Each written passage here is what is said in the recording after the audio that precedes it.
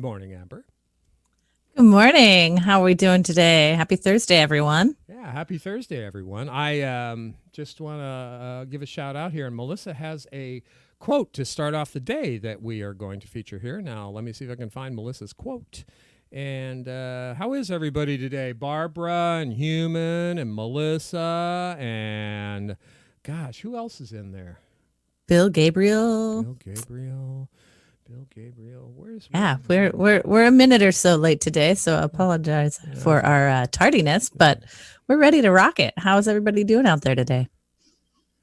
I think you cannot take credit for that because I'm the one that made us late because I was running off the mouth. I'm trying to find that quote. Let me see here. Melissa, where's the quote? Morning. Melissa. Come on. This thing's having a hard time loading. Do you see the quote up there? Oh, here is this it? This is it right here. I think this is It's like it. in two font on my end. Yeah. Yeah, it's my doctrine. Okay, let's take a look here. Melissa H., my doctrine is this, that if we see cruelty or wrong that we have the power to stop and do nothing, we make ourselves sharers in the guilt. Anna Sewell, truth is truth, even if it was said 150 years ago. I couldn't agree more. I think we all do that. We have a special guest in the background today. We have Nate Prudon. Did I say that right, Nate? Is it? How do you pronounce your name? Oh, I say Prudon. Prudon. Oh, that's even better. That sounds classier or everything. Nate's hell. It's better than Prudon. It's Prudon.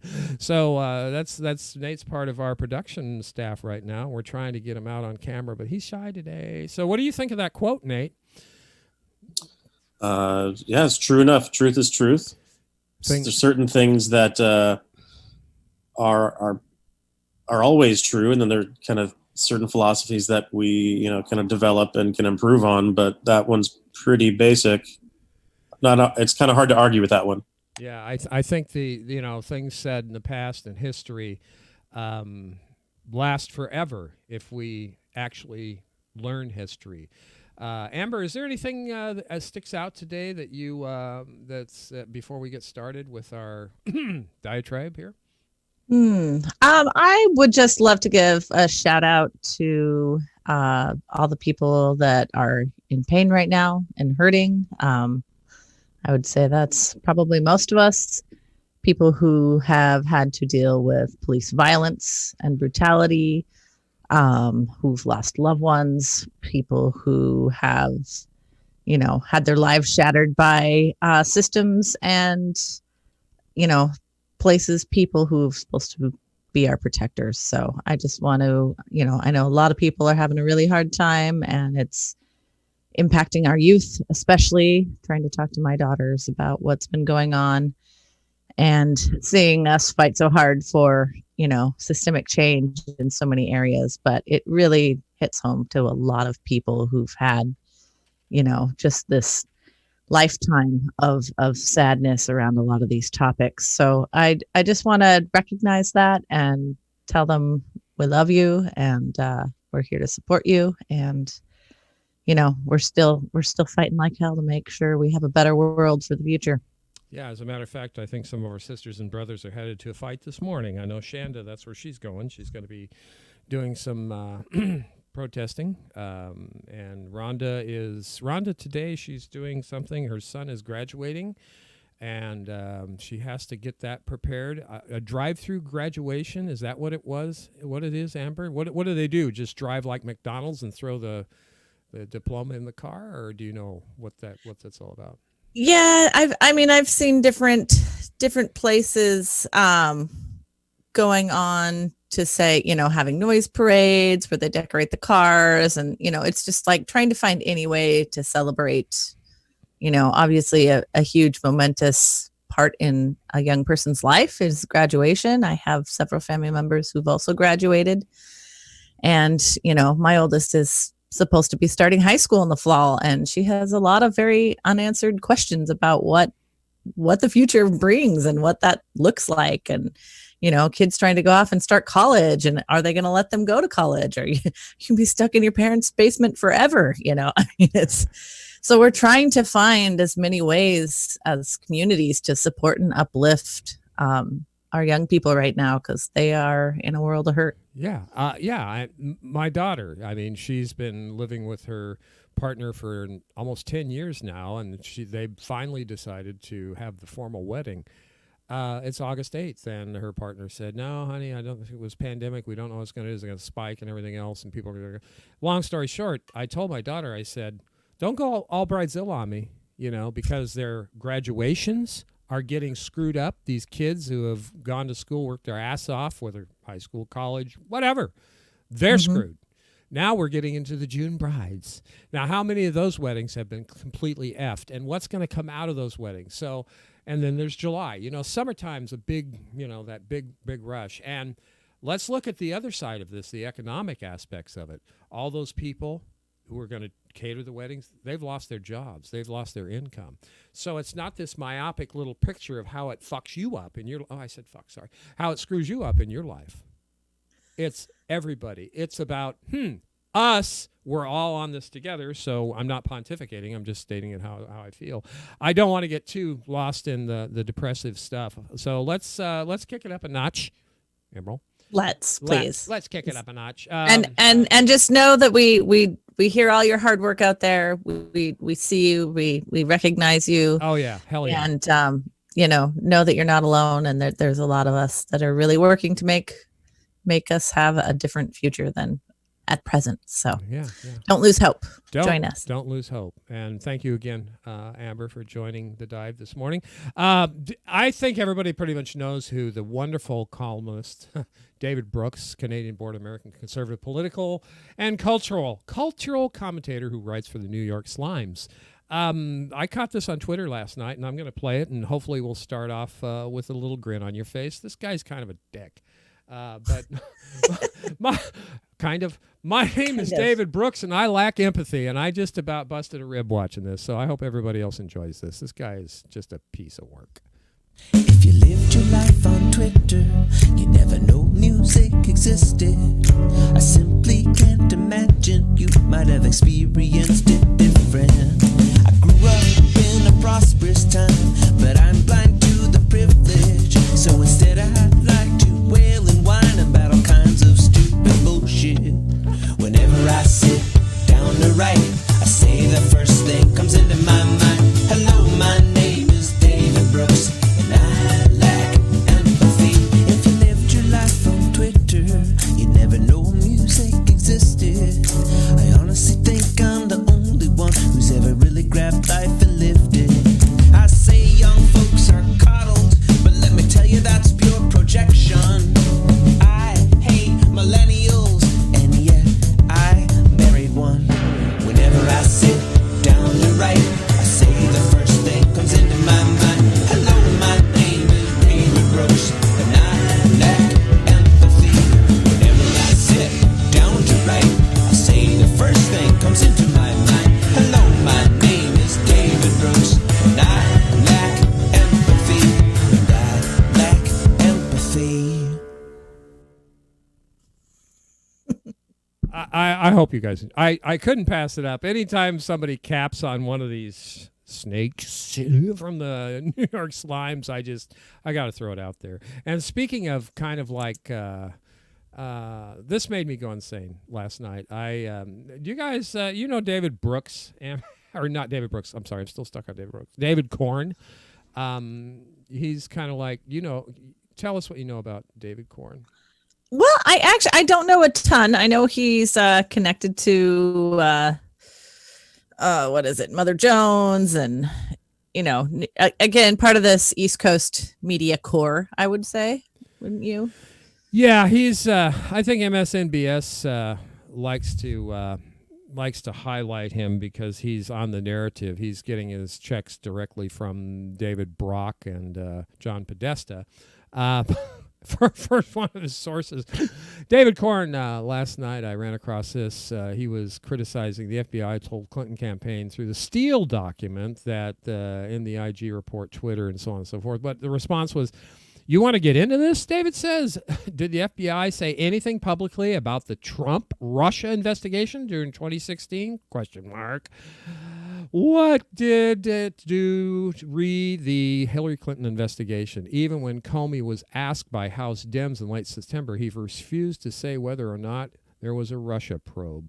You know, I just, you know, I want to find the direct quote that I linked to originally in this piece. Amber, can you read that for everybody? I don't. Certainly. Do I need to pretend I'm David Corn's voice? Yeah, please, if you would, that'd be fun. That's To sum it up, public actions taken by the FBI during the campaign harmed HRC's campaign, not Trump's. Russia helped Trump, not HRC. And Trump gave cover to Putin's attacks on the American election. Those are the basic facts. David Corn. David Corn. How's that? Yeah, having never met the man. No, that was great. That was great. He's kind of more like a wah, wah, wah, wah, wah, wah. He's got that muffled kind of voice. I don't know if he's trying to hide his voice so people may not recognize him when history rams this right up his or down his throat. Russia did it. Just like Russia is causing the riots. And yesterday we talked about how Zimbabwe was getting all these people out on the streets to... So that's your third way people, I think. Is that right, Amber? Is that third? Yes. Yeah. That is the Derek Kilmer thought process. The Derek Kilmer. Yeah, okay. I just wanted to be sure because I just I left a comment to David here, not to be rude or anything. I go, David, just say no to drugs was invented just for you, especially in this case. So get some help, buddy. Get some help. Rehab.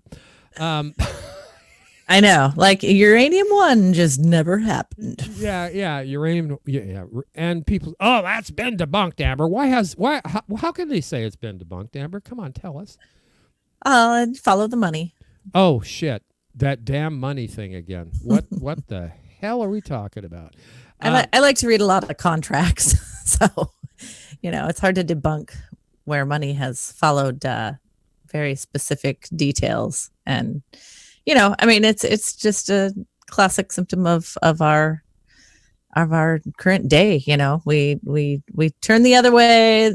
Bombshell over here, bright shiny light. Let's not look at it, and forget what's happening, shuffling underfoot. And they've done this for so many years that we've gotten really good at just buying it. Between the crushing debt and apathy, it's like that is. The reason that we let mainstream media control the narrative so well. Yeah. We've done a really good job for them. Yeah. And I think you lead into this next story, our friends at the Hill again, about letting mainstream media control the narrative. Well, that narrative doesn't really work on a lot of us because we've been narrated, is that a word? To death over the years. So, Max Alvarez was on the Hill this morning. They're back in their studio. And by the way, the big announcement was they did a 3-hour interview with Joe Rogan. That's why they were on the road. And I haven't heard it yet, but Crystal and Sauger were on Joe Rogan. And I kind of want to go listen to it, no matter what you think about Joe. He's kind of like asked the tough questions. Anyway, Max Alvarez, Sauger and Jetty has a point of view on this. And Max kind of like says, not so much, Sauger. Here we go. Check it out. Deciding to change for the good. Well, let me ask you this, Max. Let me ask you this. If this is a protest about all of that, why do the world's most powerful corporations support it? Why do Amazon, Target, Starbucks, billionaire companies, and billionaires themselves all feel very comfortable with the protests that are happening right now? I mean, you keep saying mainstream media is tone policing. I don't know what mainstream media you're watching because I see Don Lemon, who's cheering on this stuff, very much against any sort of increased law enforcement deployment. And frankly, like much of what you're saying just doesn't square with a lot of what I've seen. I mean, capitalism's a hell of a drug, man. I mean, if you see this many people in the streets, if you're a capitalist, you see an opportunity to make some money. I think a lot of people have been trying to kind of make this point that because the forces of capitalism are trying to adopt and co-opt this language, that somehow makes the demands that they contain invalid. But the thing that I think that's a politics of retreat. It's in fact, there's nothing brave or noble about it. What it is essentially saying is that we need to give up and let go of whatever capitalism and the establishment tries to take from us, instead of fighting to take it back. I mean, Dodge plays MLK speeches on their car commercials. Capitalism is going to try to co-opt everything it possibly can. That doesn't mean that and they're trying, in so doing, they're trying to de-radicalize it and absorb it into a system where it can profit from it. Whereas, in fact, these, protests are calling for, a world in which that is not so easy. It is not so easy for the forces that hold the most of the power in our society to sap our demands of any sort of radical potential, and to instead sell them back to us, as some sort of Pepsi commercial. Right. Wah, wah, wah, wah. Sagar, I think you just got your butt handed to you. What do you think, Amber? I could not agree more. The profiteering off the certain situations that are happening right now has been one of the most frustrating things, especially, we've had the largest transfer of wealth since this pandemic hit in the history of the world. Like, put that into perspective. This is not, 2008. This is not the Great Depression. This is the biggest transfer of wealth to the top percentages in the history of the world, more than the Dark Ages, more than the beginning of time. That is insane.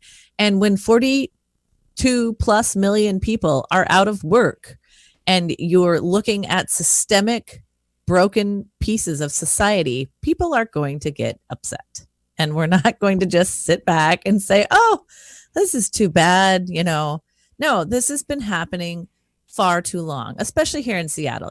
Seattle Police Department has been under investigation and had federal oversight since 2008. Nothing has changed.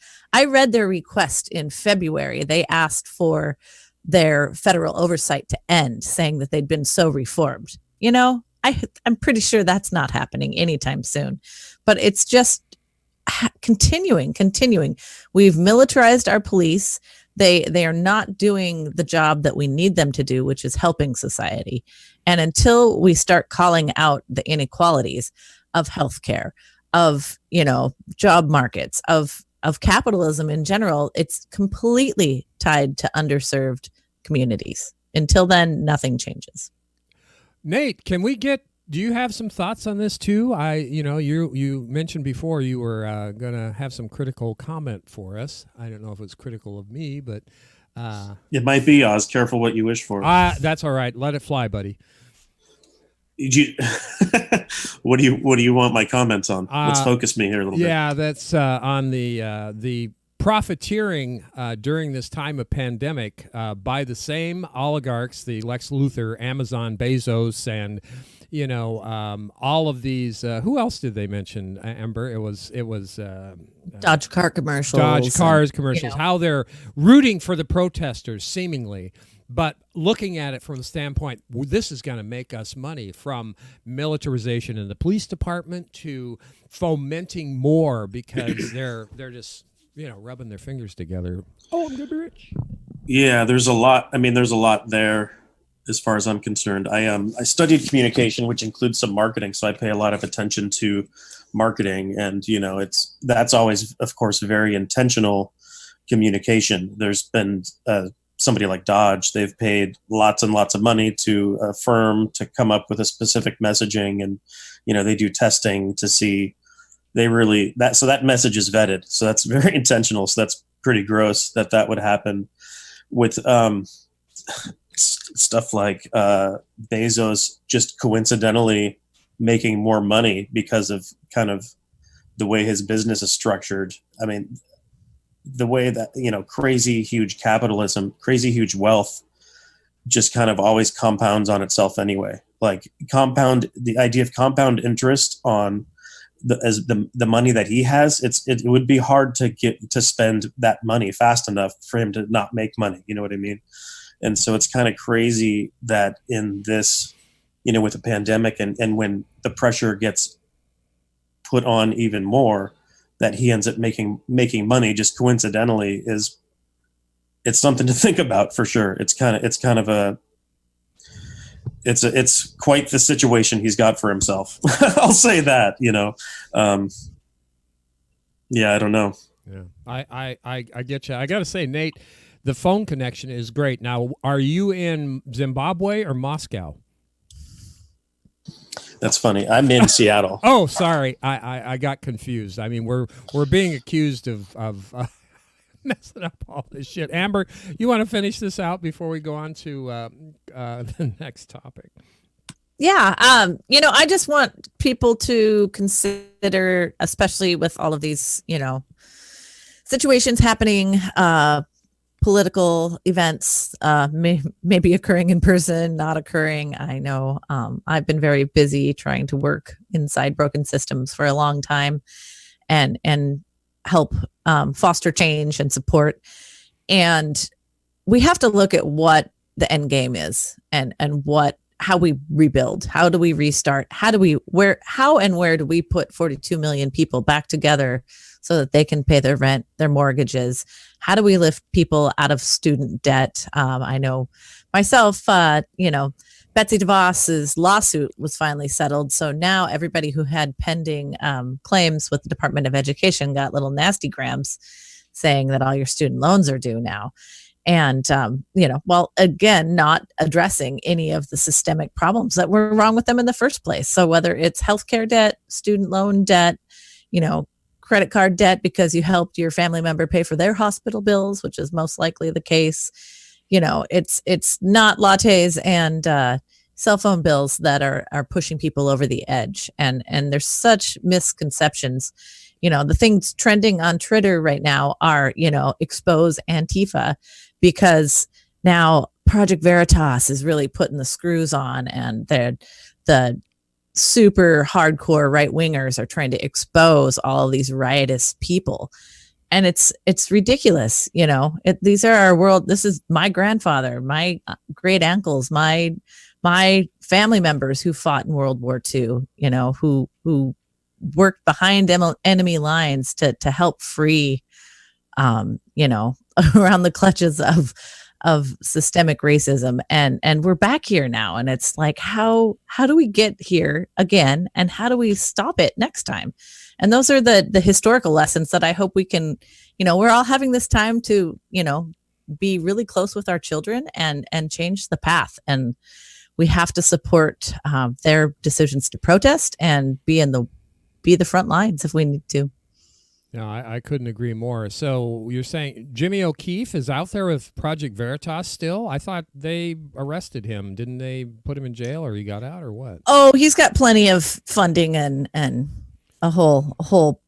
It's not one person. It's a whole funded machine. I'm sure he's spooning with some of our congressional representatives too. Oh yeah, so that's definitely. And I'm not both sides of the aisle. Both. Yeah, I was just going to say not GOP or the Democrats. Both.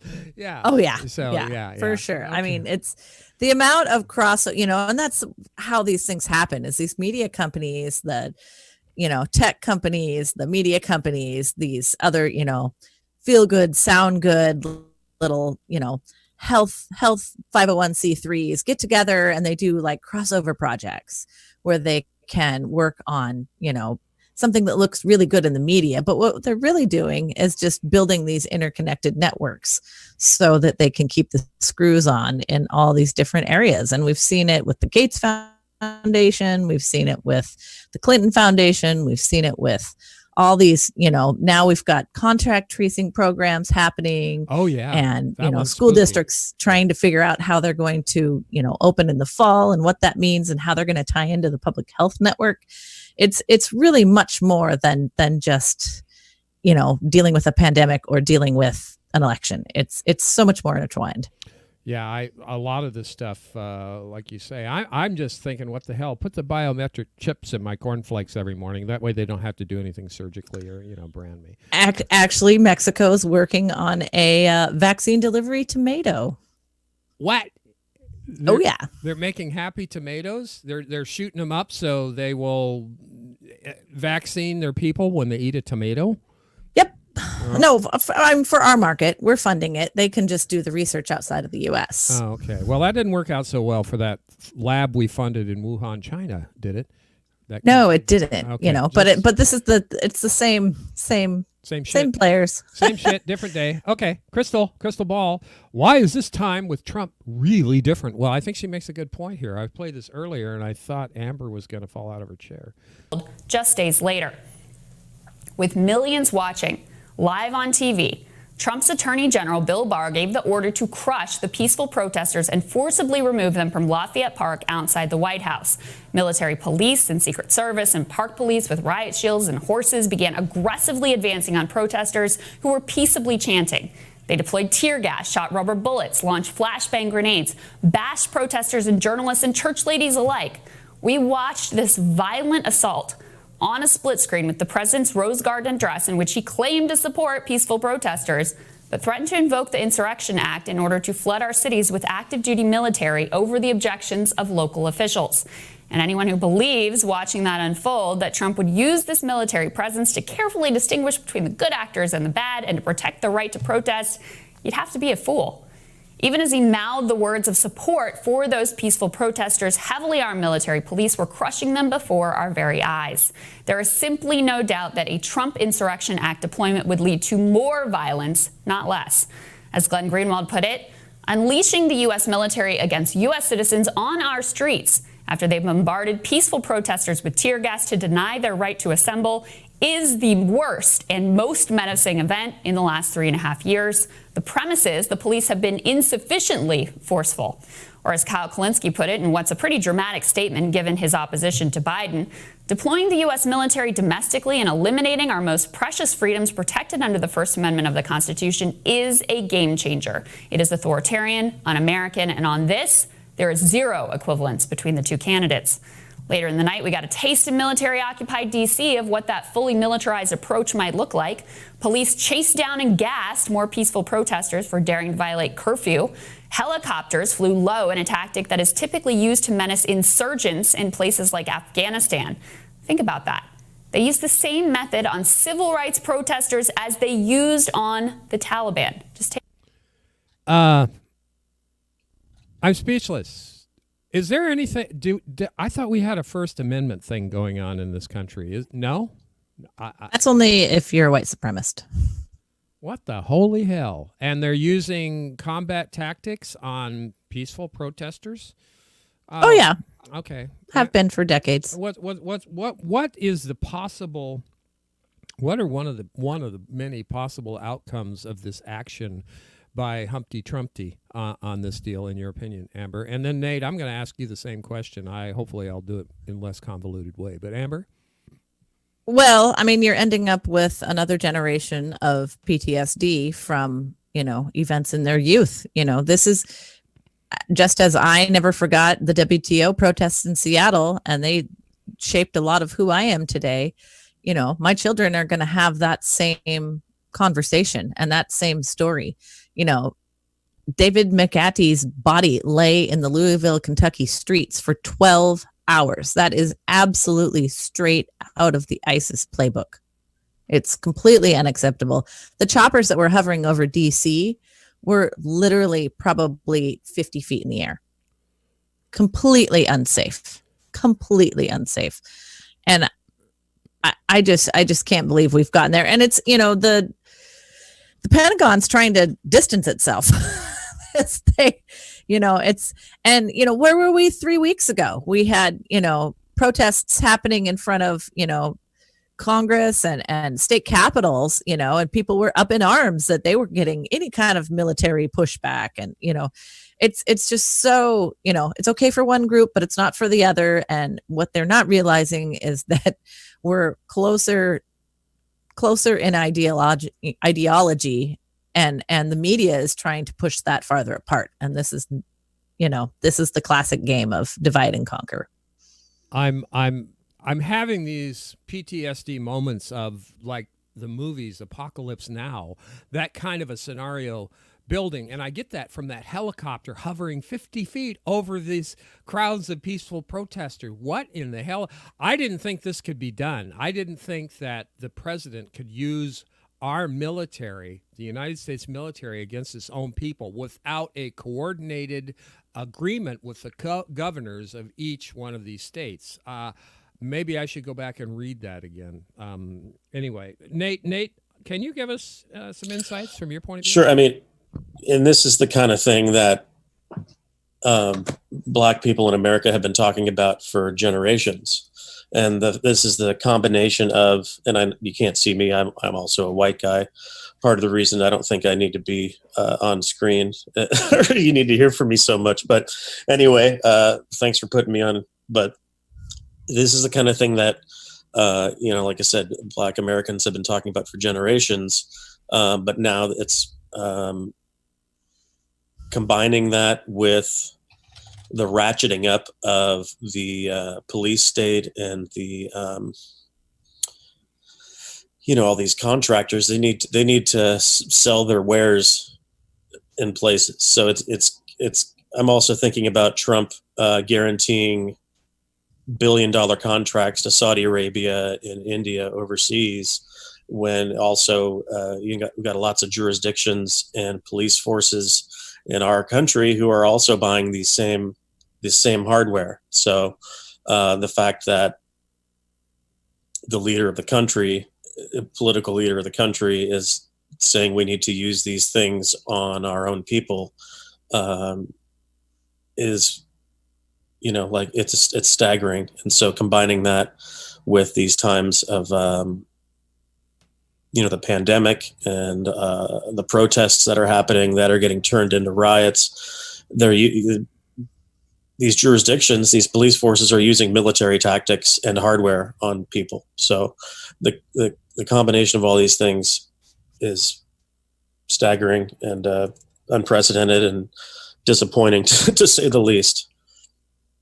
Well, I don't see any end to this anytime soon. I think with the numbers that I've been witnessing in the streets and the actions of the police beating the hell out of people, the looters looting, that they're all different factions of people out there for different reasons. But this is where I might invoke Kim Iverson about, it's not just about George Floyd. It's not just about that. It's the combination of the pandemic. People are stressed. They're financially stressed. They're emotionally stressed.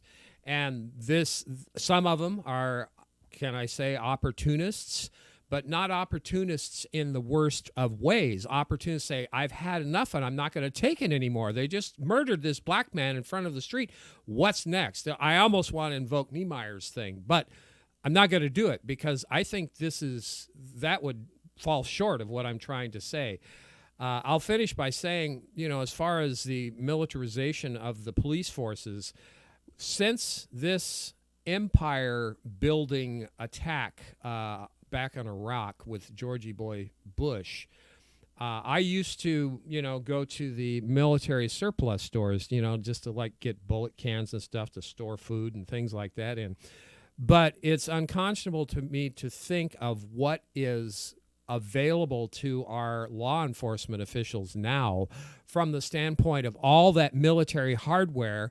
And to your point, Nate, the money is going in there right and left. So all this stuff is going to stale out because those who are profiting off of war are figuring out new and creative ways to murder people daily. So out with the old, in with the new. And I really took the long way around that, but I tried to interject my aspect on that. Amber, Nate, what do you guys think? Well, do you mind if I also add to that as well? And with the lens of the coronavirus, I mean, the government's wanting to open up sooner for business.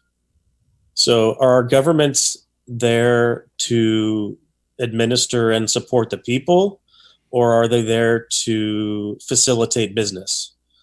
And that has to do with the international arms deals and the police arms deals, as well as pushing for governments to open sooner so they can keep making money. What is government for is the real question.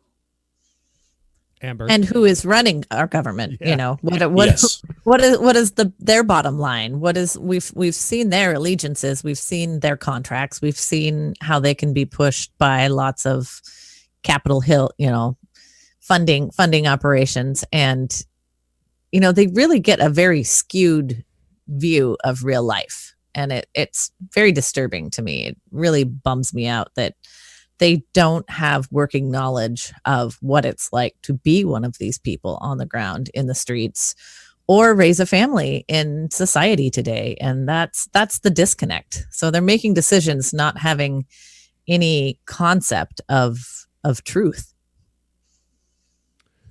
No, who said it yesterday? Was it Jilly or Jupiter Judy? The world's gone crazy.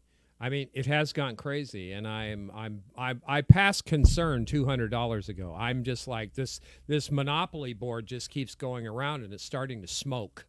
You know, I mean, what can we say? How do we go forward in our views and thinking of this stuff, Nate? What do you think? How should we try and posture ourselves? Well, I'm wondering who all has access to the get out of jail free cards in the Monopoly game. Oh, that's great. Thank you. That's all the usual suspects, right, Amber? Who has the get out of jail free cards? Yeah.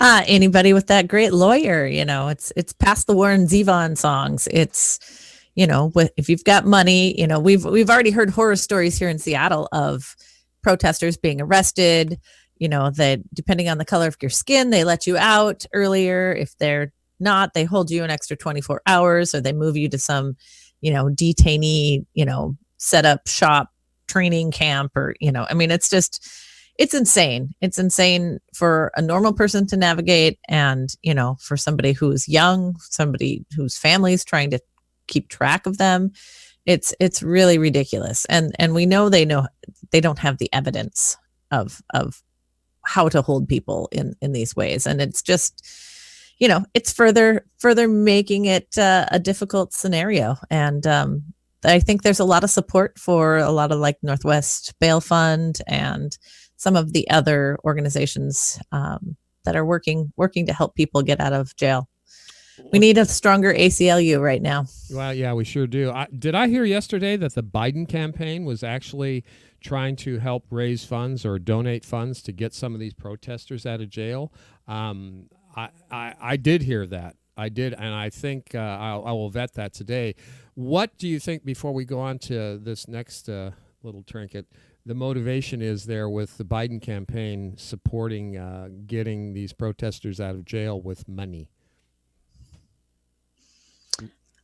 I have not heard that, so that's interesting. I mean, we also know we have a lot of new progressive blood trying to help the Biden semblance of a campaign become a campaign too. So we can certainly vet my assertion there. I know I heard it on one of the more credible or two platforms, but wouldn't it follow if the Biden campaign's doing it to the point that we just previously talked about Amazon and all the other outfits? Don't you think they're going to start helping people get out of jail so they can? No, they're not going to do that. Why wouldn't they do that when it's so profitable to keep this fire going? Why do you think they wouldn't do that? They want to always be perceived as the good guys, the Dodge truck. We help these people get out of the protesters. No, is that? Well, where's Bill Gates right now? He's been awfully quiet the last few weeks. Oh, we know it. You know what Bill's doing. You're the one that talking about. You know, in the name of education, in the name of, you know, helping society. I haven't seen his face around lately. Well, where is the Democratic Party on all this stuff? We got a lame-ass speech from Joe Biden, which some people say in social media was brilliant. It was not brilliant, and I think Crystal even gave him points for that, and I'll argue with Crystal politely. You know, but where are the Democrats? Where is everybody? And well, here's one right here. We're going to go right into this. You might recognize this person. I'm not sure, but he had a couple of things to say here. Let's go. Yesterday, former President Obama gave an address via live stream. Let's take a look at what he had to say.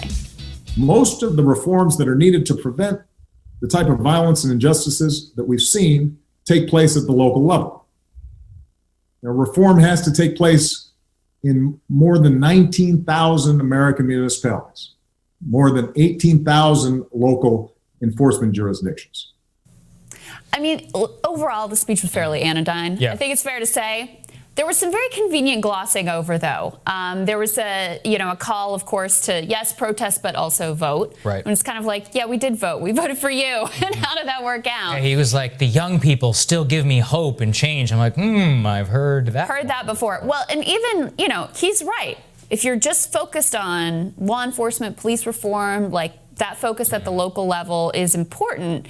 But that's also very convenient because it abdicates any responsibility at the federal level, right? It abdicates, it also keeps the protest sort of narrowly defined around the issues of policing versus, a more structural issue where George Floyd would have to be in a position to be passing a $20 counterfeit bill to start with. So it keeps it very narrowly defined in this sort of comfortable way for a person who was in power at the highest levels, who, had an opportunity to make broader changes. And he even was like, and I did a task force and we figured out the recommendations, so just implement those. Well, and then this is the other thing that they always overlook, which is Black Lives Matter began under Barack Obama's presidency. I mean, and much of his response and much of this was all rhetorical signaling and not necessarily anything on a major policy level. That's kind of what defined his entire presidency, is that anytime something would happen, he would like rhetorically be on the right side, I guess, from a leftist perspective.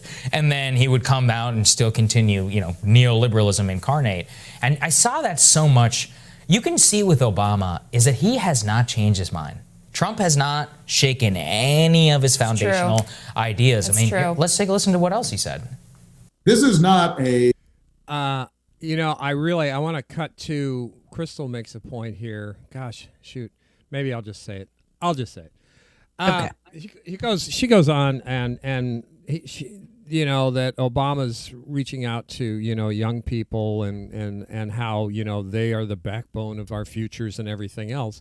Well, Crystal wanted to point out, remember, it was Obama who had Pete Buttigieg and company, Amy Klobuchar, circle the wagons around Joe Biden, thus breaking the backs of the younger, the progressives who were out in the streets working their ass off for Bernie Sanders. So, again, Obama was off my Christmas card list, and now he'll never get a Christmas card from me.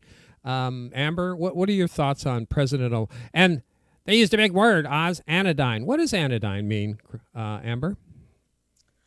Well, I'm going to start with the first point, and then I'll get to the second point. Please do. Sorry, I'm just like shoveling it at you. Here, this. I caucused for Obama. I had, my daughter was 4 at the time. She was on my shoulders. We did all the right things. He said all of the right things to a lot of people, and we have to look. And that, I think that's part of the biggest disappointment, is we had so much hope for change, and we got a pile of jack, and we got Trump as a result of that. And that's the message of, if we get somebody who we think is even remotely close to Biden, what is the next Trumpism going to look like? How much farther, away from most people in this country is that going to take us? Anodyne is, it's taking away the pain. It's, say the right thing now, and then quietly behind the scenes, keep funneling the same people, the same policies, make them worse, take away our surveillance. So, so anodyne is not anything that's going to really create distress or the mind of change in the people. It's just kind of a neutered, kind of a neutral position, by at the same time saying the things that make people feel good, and they're not going to necessarily contest it. That's how I read the definition earlier today, and I just said, God, that's a big fucking word for so many things that it's supposed to mean. And it keeps happening over and over. And we see, perfect example of that is healthcare. Obamacare was going to be this amazing program. It was going to cover everybody. Got whittled away to jack. It became nothing even close to what it started from, which was, to begin with, based on Mitt Romney's Massachusetts plan. Romneycare. And to continue people saying that we just need to improve it, and we can keep mitigating little bits here and there, never gets us to the point of actual change. And that is why so many people were behind the Bernie campaign. That is why so many of us fought for so long. That's why we've stayed connected. That is why we need something systemic, and neither current situation on the ballot in November is going to get us that. No, it's not, and I won't even get into that. Nate, do you want to add anything to that lovely dissertation by Amber? Amber nailed it. I don't want to add anything to what Amber was saying, actually. Oh, thanks, Nate. If it ain't broke, it doesn't need to be fixed. So I wholeheartedly agree. I guess I'll just say, when I think of Barack Obama, I think of that song. Was it Sade? Smooth operator.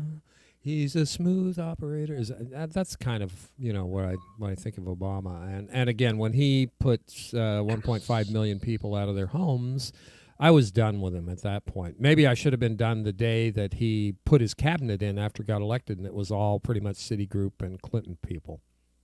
I'm still just wondering, if you get elected, they sit you down in the room and tell you exactly what's going to happen, and you get no choice. I don't feel like he started this journey in this space. And so I am more fascinated by how good people end up being so insanely difficult for instituting the vision that they originally come to. It's just, it keeps happening, and we don't have a voice in it. Nate, I see you. You're ready to say something. Come on, Nate.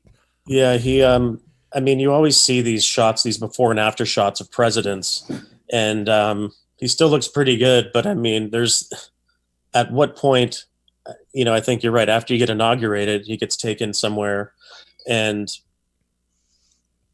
whether or not, it's questionable how much actual control he has over what, but he's told things that must be graying his hair, whether just as far as like all the military interventions all over the world, that alone, and just how, and you don't really have a choice to get out of there, Mr. President. We kind of have to keep doing this for X, Y, and Z.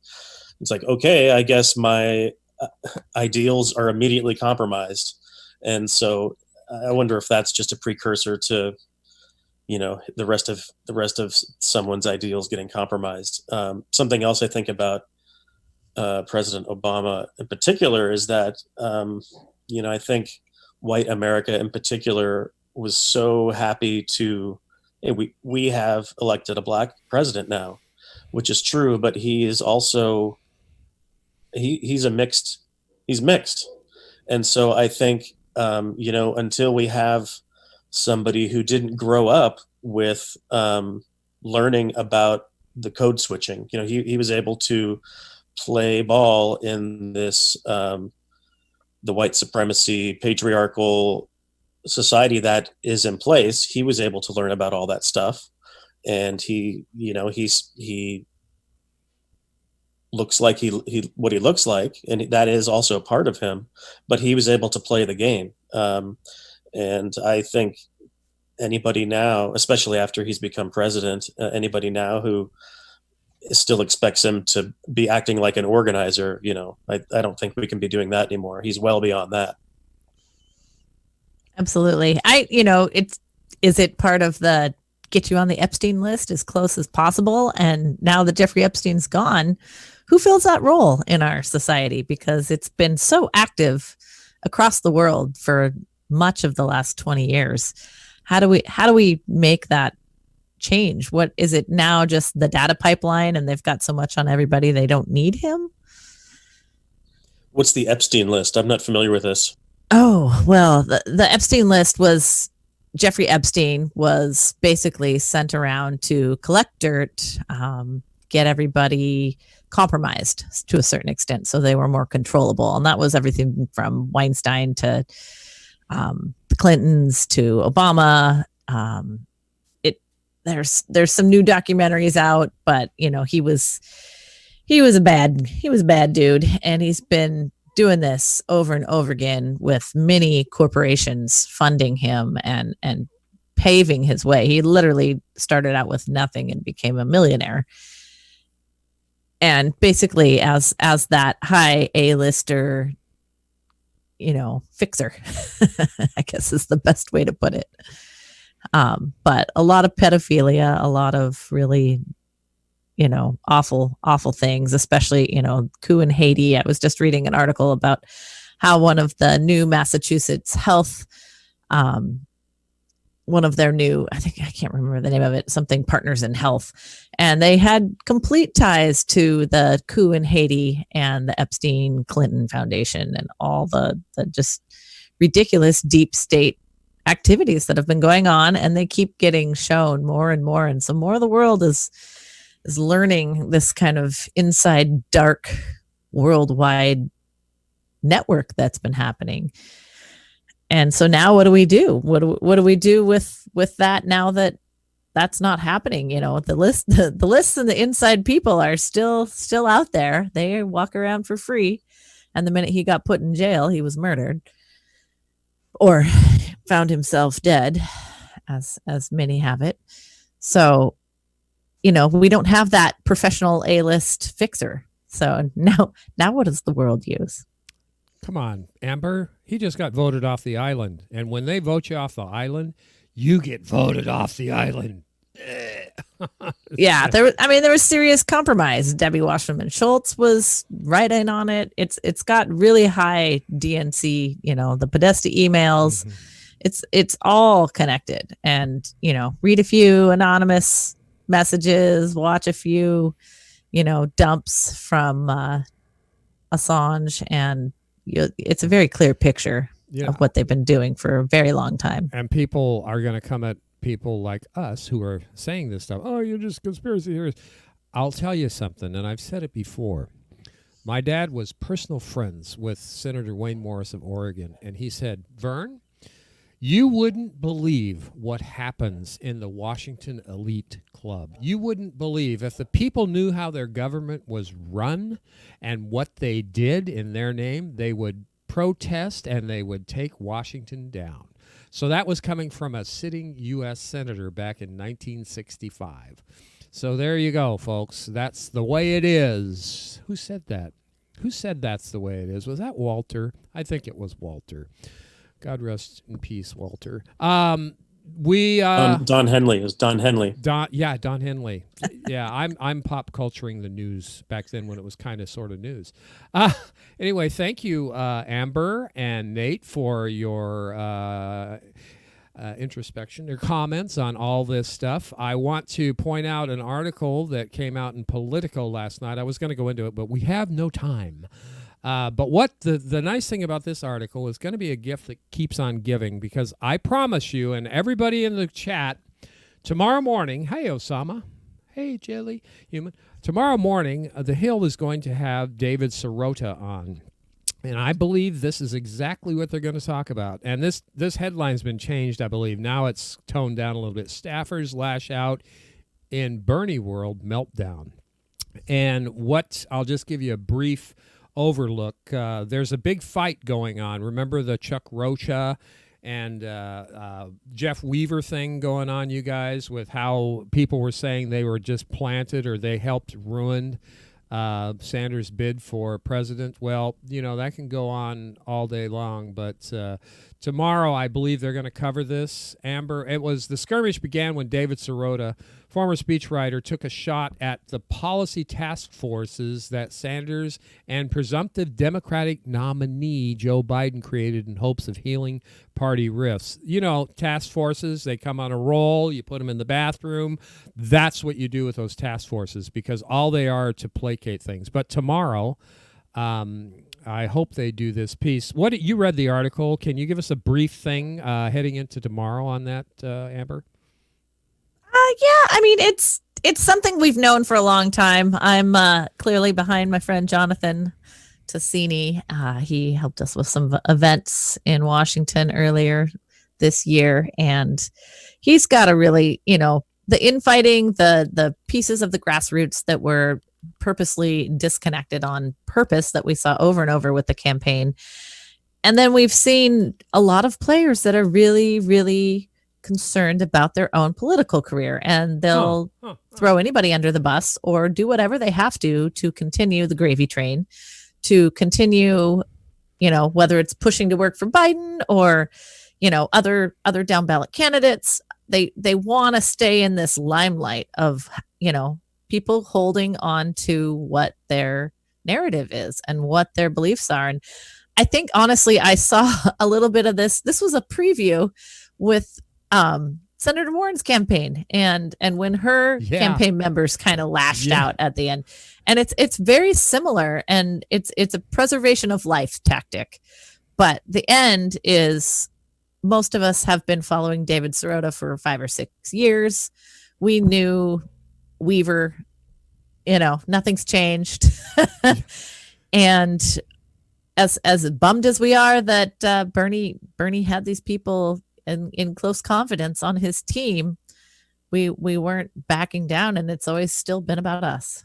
About us. All aboard! The gravy train's getting ready to pull out, so make sure you have your seat and your ticket ready.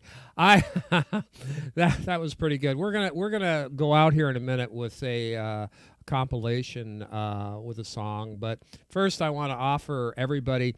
Seems like the Hill, they're either doing this on purpose, but Sauger's butthurtedness I was pointing out yesterday. It seems like it's carrying over into today. They might be doing this for more views, but they're getting a little bit more contentious, her and Sauger, being friends and being professionals. But just watch this little clip here. They're doing this debate thing, which was kind of before, but now it's really getting a point of demarcation between their 2 points of view. Debate on military and deployment on American streets. Here we go. That right first. And we should recall, the riots in LA that unfolded was after the officers involved in brutally beating Rodney King, after they were let off by that's when everything really exploded there and the tensions boiled over. So, this is still an incredibly fraught and charged situation, but very encouraging that overnight we saw thousands upon thousands of protesters in the streets across the country, in cities across the country, peaceably calling for change. I think that is an incredibly heartening development. One of the things that I've been saying here is what would really trouble me, what would really depress and disturb and unnerve me is if Americans watched George Floyd's murder on that video and did nothing and didn't care, and weren't in the street and didn't get activated and get out there to try to demand. What is the demand? The core demand, yes, it's about reforming policing, and those are the specifics of what people are looking at. But the core demand is dignity for their fellow human beings. And so if people weren't in the streets calling for that, that is what would be most unsettling to me. Yeah, but nobody is against the protests. That's the main, nobody, I'm fine with the protest. Everybody is fine with the fact that there are thousands of people in the streets as long as they're peaceable. Nobody has a problem with that. That's one of the things that I think has been so disingenuous, is that nobody is against the idea of Americans peaceably assembling. Sauger, Nobody is against that. The Attorney General of the United States give the order, the president's direction, to crush peaceable protesters in front of the White House. So to say no one is against this, I just think that's inaccurate. You also have a lot of people who are trying to smear the entire movement with the actions of a few. It is even more disingenuous to smear police officers, saying 2 to 5% of the violence and spreading out these viral clips and saying that that is the issue. And it's even more disingenuous to say that people are smearing the protesters with their violent acts when it's really justification of their violent acts by saying, oh, well, you have to have compassion. I don't think we're going to agree on this today, but we will continue to discuss, and we will have more rising. I don't think they're going to agree on that today either. What do you think? No, I also saw some comments that maybe they didn't watch all of the videos and see all of it, so they're getting filtered information. Yeah, they are. They're getting a lot of filtered information. Again, I skipped over a couple of stories here today because we just filled it up and we had some great discussion. Thank you again, Nate and Amber. We're going to see if I can get this outgo correctly here. Nate, thank you for giving me this trio of video clips. We're going to go out with an oldie but a goodie, and it's kind of fits along with this. Rolling Stones' Gimme Shelter, best cover by Anna and the Crazy Wigs. And I could probably use a wig myself, but stay safe, stay connected, everyone. Stay safe and get out there. Thanks again. Have a great day, everybody. Nate, see if you can tell the difference between American protests and Russian and Hong Kong protests. Yeah, he gave us a collage of international protests. People are people everywhere, aren't they? Here we go.